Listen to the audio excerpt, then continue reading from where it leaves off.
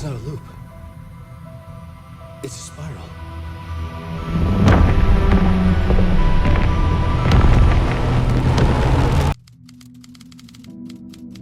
My name is Alan Wake. I'm a writer, right? Wait, no. Hold on a sec. What am I? No, I'm not a game reviewer. As in a critic. No! Wait, please! It had been done. I'd become my one true arch nemesis.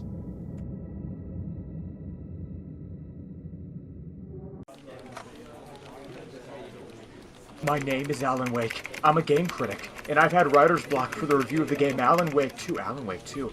Wait, I'm reviewing I have a fucking game franchise. Since when? I don't play stupid games. I write stories. My stories are explored through two different games, Alan Wake 1 and 2. The time for both entries taking place during the years 2010 and 2023, a 13-year gap. Wait, seriously? The hell took me so long? Come to think of it, that's when my novels took place. That's when it hit me. A revelation.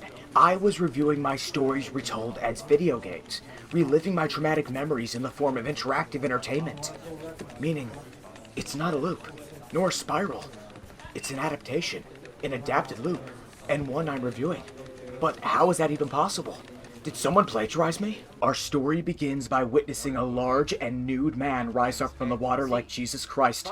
This is followed up by his sacrificing to a cult dedicated to my evil doppelganger, Mr. Scratch, thus setting the stage for the introduction of our amnesic and mentally disturbed deuteragonist, Saga Anderson, a very proud mother and wife whose psychic detective senses akin to that of Batman lead her and Alex Robin Casey to the scene of the Bright Falls crime at hand, working to solve the mystery with a and tongue click caseboard that is just as intriguing to solve as it is tedious. Ooh, I don't even have nothing for this folder. That's crazy. Book of pun jokes from Limo. Come on. Yeah, I think it's hard. You know, all things considered, these sections of the game could be a lot worse. We're headed down the right path with this. That dialogue is absolutely indication. That's just what I've come to learn more and more.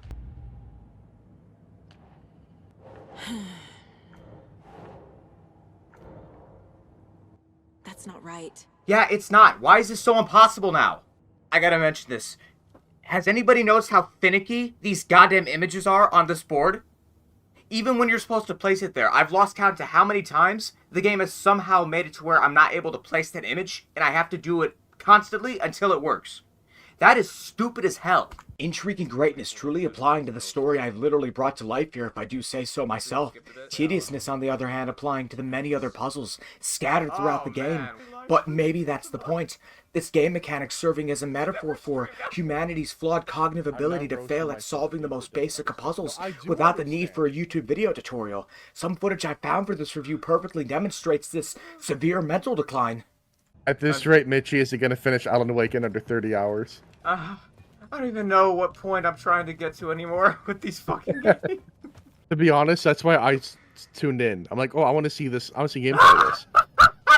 And you're not delivering. You're just not. Oh my god. So far, I've seen an hour-long footage of tunnels. Hold on. Whoa, I got woozy there for a sec. Hold on. Okay, what am I doing? I looked up a few tutorials. It's just, with where I'm at, it just makes it so fucking hard to tell with shit. Yeah, I'm just looking up another tutorial. So many people are confused with this part, especially from what I've seen. Was the first Alan Wake? No! Were the puzzles like this? This game, that last game did not have puzzles like this one. This shit is beyond fucking... I just can't do it. It's too much. That's when I took a pause to the cringe before me.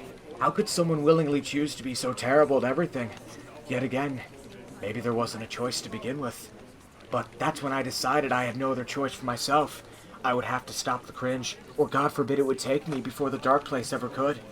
In fact, who the hell even was this? Where did this footage even come from?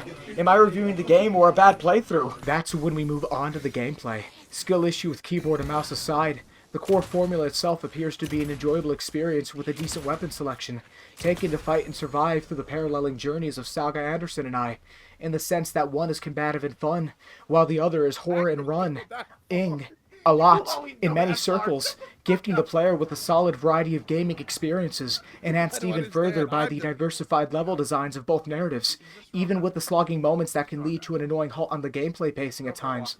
This too regarding a difficulty spike with one boss, while crashing with another.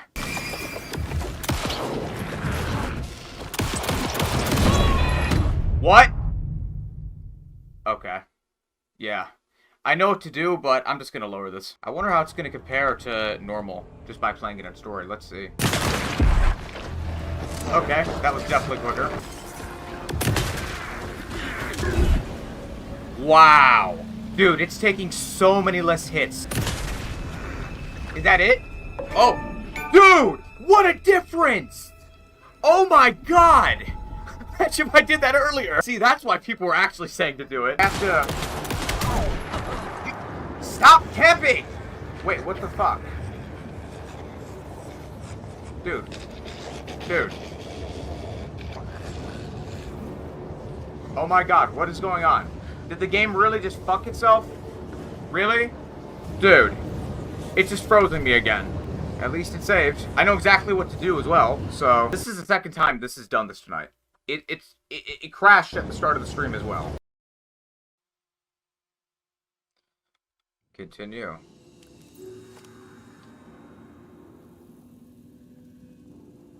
Okay. Huh? What just happened? I have no idea what just happened. Well, I suppose it could be a lot worse. It could be Jedi Survivor. But what's even more annoying than that is just how accurate this is to my actual stories. Practically a one-to-one recreation. So much so I couldn't help but question if this was really just an adapted loop. Something about it just felt like so much more than that. Almost as if this goes beyond the Dark Presence, beyond the Taken. Almost as if I'm not truly reliving, but am trapped in a video game for the sake of entertaining others. As if I'm just entertainment. A remedy, if you will. Remedy. Remedy. Why did that word sound so familiar? Remedy Entertainment. Did they make this game? Did they make me? Did they take Alice? You made Alice kill herself, didn't you? You sick fucks! Alex Casey. Saga. My god. Is that me? No, wait. Is that me? Why do we look so fucking similar? Who the hell's Keanu Reeves? Jake Gyllenhaal? I'm in a game called Fortnite? Why do I have two different skins? The hell's a skin anyhow? Why do I know that term? No. No! Who am I? What am I? But that's when, nearly being consumed by the copium hole, I had been saved through an epiphany. What if everything I just saw was a lie? What if this surge of existential crisis was just hallucination constructed by the Dark Presence to keep me off my tracks? What if... No. This was the next part of my story. Yes, that's it. It wasn't a cope. But something told me if I were to properly progress forward, then I would need to make a change to the script. I would create a massive detour, a story swap that would place me somewhere else within an entirely different plotline unlike my own, blending in so well it's like I'm practically someone else. It would work as a temporary cloak to hide myself from the Dark Presence, practically hidden in plain sight. All I could hope for is that this would work. I had awoken after what had felt like eons, finding myself in a place that was... well, I couldn't even begin to describe it. I had found myself in what appeared to be a massive and futuristic city unlike anything I had ever seen before. A total far cry from the dainty town of Bright Falls. One that begged the question, though. Where exactly was I? A game of some kind, too? One that's part of another story, perhaps? Yo, Johnny, you good? I'm sorry, do I know you? Yeah, it's me, V. You gonked in the head?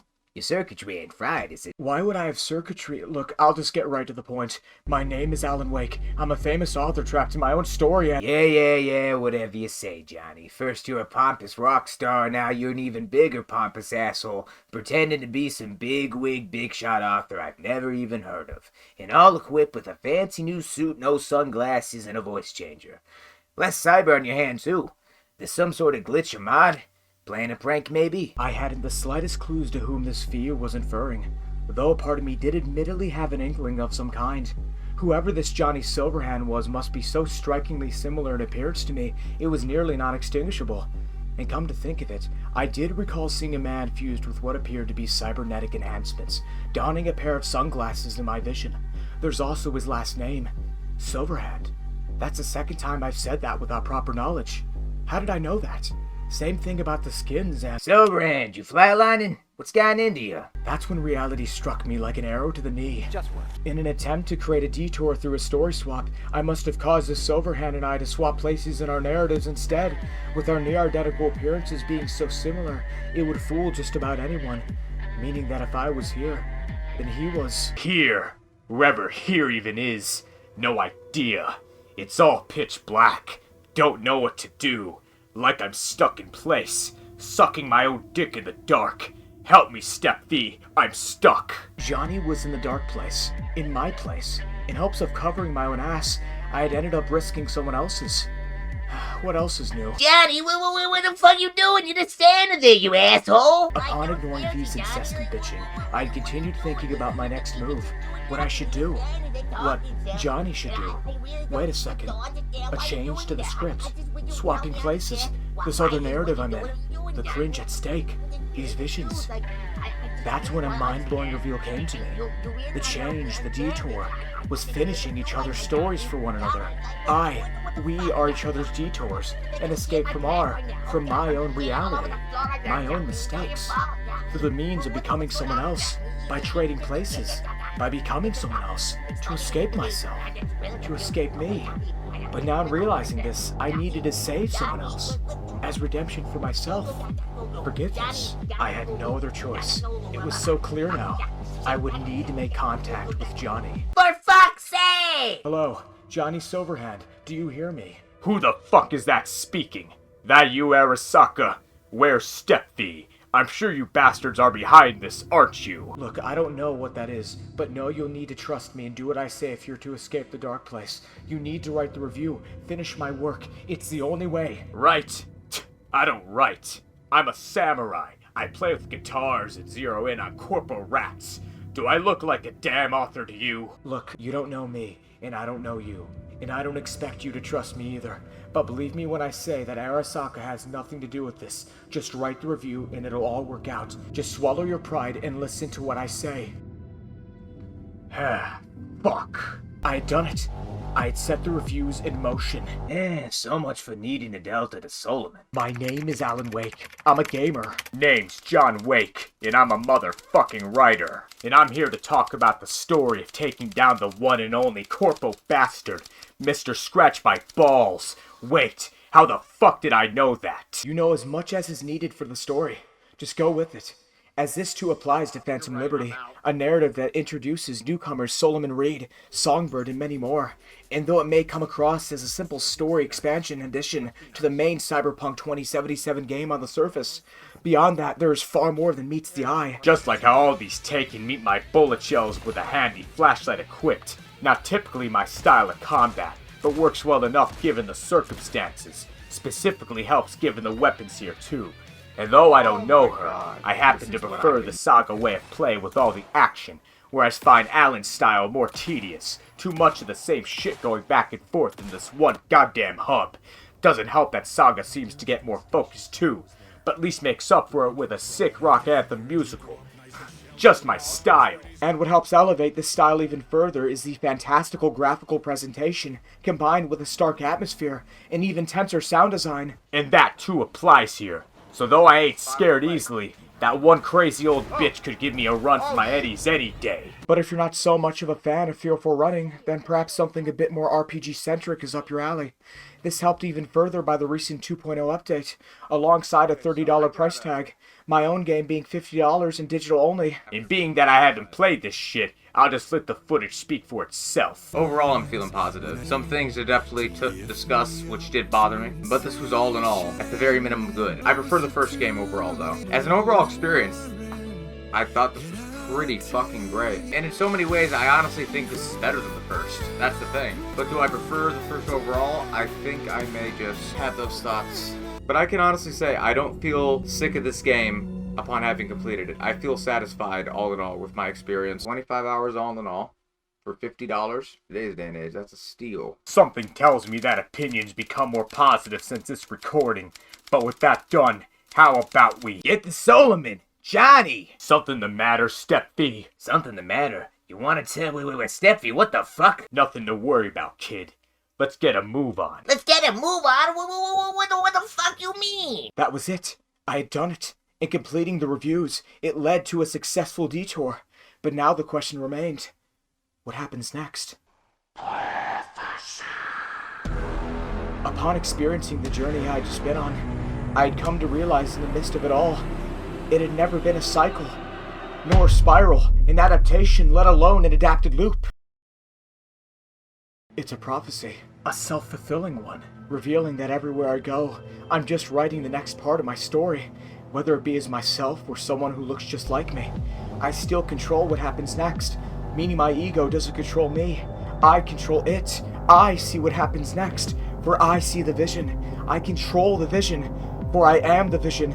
I am the true creator, meaning that Remedy didn't create me. I created Remedy Entertainment. Hell, I am Remedy Entertainment. I will always be Remedy Entertainment. Just like how I will always be Sam Lake. For I am Sam Lake, by the Cauldron Lake. I am inevitable. I am him. I am Mr. Scratch My Balls. I made Alice kill herself. I'm a menace. I'm a gamer. I am the cringe, and I can't be stopped. Now that I know the truth. And that's to buy my fucking game, to continue my story with 2 DLCs in 2024. So if anything, just buy the GOTY edition when I release it.